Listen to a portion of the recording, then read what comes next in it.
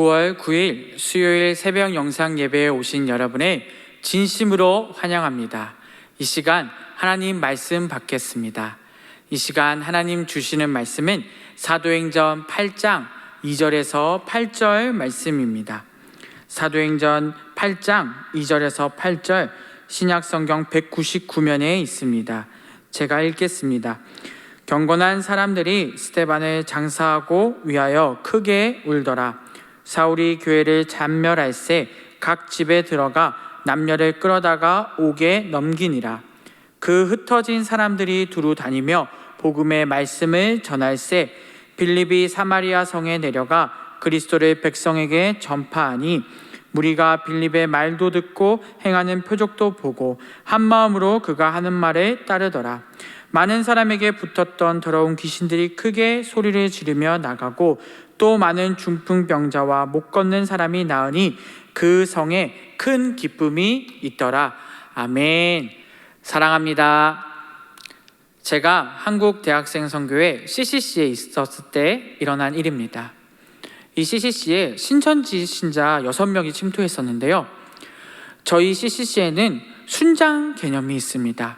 순장은 1대1로 양육하고 또 아버지라 부르면서 굉장히 친밀하게 성경 공부를 했었던 기억이 있습니다. 그렇기 때문에 이 신천지가 침투했을 때 저희 선교회에서는 엄청난 타격을 받을 수밖에 없었습니다. 이 중에는 순장도 있었고 간사가 막 되기 직전인 순장도 있었습니다. 다행히 명부가 저희에게 와서 그 신천지 6명을 알 수가 있었는데요. 이때 당시 저희 학교에 선교회가 피해 입은 것은 엄청났습니다. 60명 정도의 학생이 있었는데 거의 절반 이상이 나가고 20명 정도밖에 남아있지 않았고요. 또 많은 학생들이 상처와 어려움을 당하게 되었습니다. 저도 20살 초반대였기 때문에 굉장히 혼란스럽고 어려운 시기였습니다. 다행히 남은 사람들끼리 정말 열심히 기도하며 어떻게든 하나님의 계획이 있으심을 믿고 같이 기도하며 열심히 전도했던 기억이 있습니다. 감사하게도 2년 뒤에는 저희 예배를 드릴 때 100명 이상의 예배에 참석하는 놀라운 일이 벌어졌습니다. 그 사건 이후로는 저는 하나님께 다짐했습니다. 하나님, 고난이 있더라도 힘듦이 있더라도 하나님을 의지하고 끝까지 하나님을 전하는데 최선을 다하겠다고 다짐했던 기억이 있습니다. 우리의 상황과 환경이 너무나도 어려운 시기인 것 같습니다. 고난인 것 같고 또 어려움이 있지만 이 시대에 우리는 하나님의 지상명령을 끝까지 선포해야 된다는 확신이 우리 안에서 있기를 바랍니다. 예루살렘 초대교회는 사도들과 성도들의 열심이 있었습니다. 그렇게 부흥이 있었고 왕성한 일들이 벌어지기 시작했습니다.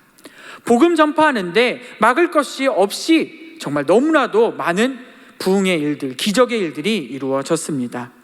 하지만 스데반 집사님의 순교로 인해서 모든 것이 또 무너진 것 같았습니다.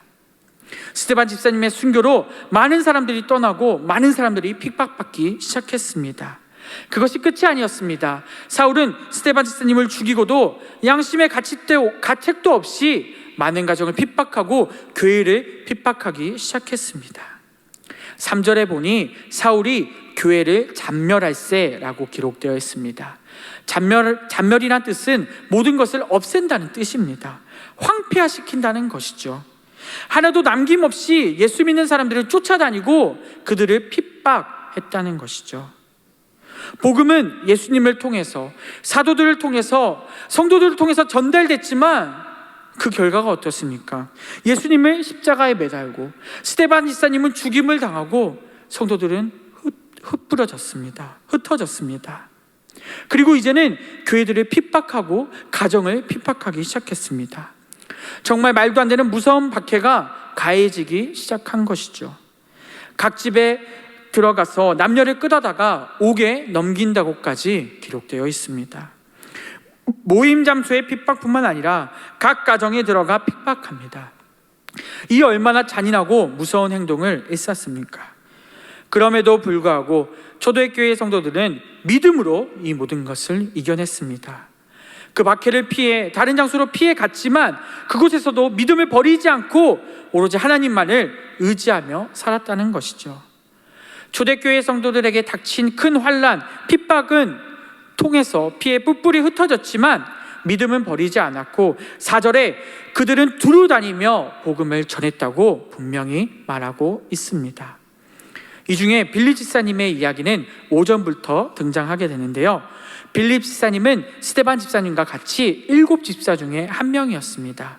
스데반 집사님이 죽임을 당하는 사건까지 다 본분이라는 것이죠. 그 역시 흩어져서 사마리아 땅에 가게 됩니다. 사마리아 땅은 어떤 곳입니까? 예수님이 사마리아 여인과 같이 여인에게 복음을 전했던 바로 그 땅 아닙니까? 유대인이 상종도 하지 않는 그 땅에 가게 된 것입니다. 빌립 집사님은 그곳에서 쉬거나 또 삶을 누리는 것이 아니라 믿음을 포기한 것이 아니라 하나님의 복음을 그대로 전하기 시작했습니다. 그곳에서 빌립 집사님과 성도님들은 구원의 복음, 믿음의 복음 이 사실만을 전하기 시작했다는 것이죠. 사마리아 성에 내려갔다고 했는데 그 사마리아 성에 정말 믿음이 들어가지 않을 것 같은 그 사마리아 성에 들어간 것이죠. 빌립이 사마리아 성으로 복음을 전파한 이유가 있습니다. 이것은 기적이 이루어진 것인데요. 이 기적이 어떻게 이루어졌을까요?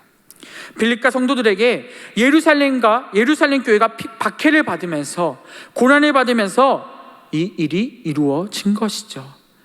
그들에게 고난과 박해가 있었기 때문에 흩어져서 그 사마리아 땅에게 다시 복음이 들어갈 수 있었다는 것입니다. 고난과 박해로 어려움을 받았지만 그 흩어짐으로 인해 하나님의 놀라운 역사가 사마리아 땅에 이루어지게 되었다는 것이죠.